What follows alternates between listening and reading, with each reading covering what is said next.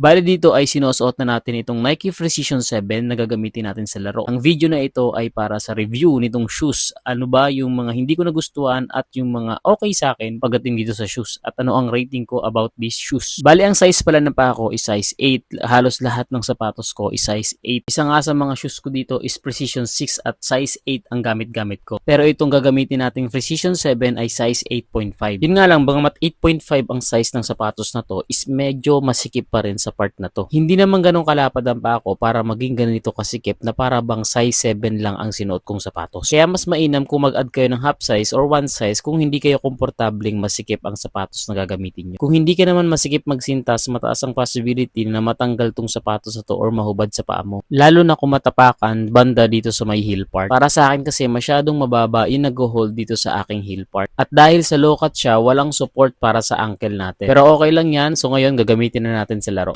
Kaso nga lang, ang pinakaganap ko dito is rebound, kaya konti lang ang highlights natin. Then nagkakatamaran pang kumuha ng video, kaya first game lang ang na-videoan natin. Pero panalo kami dito by decision.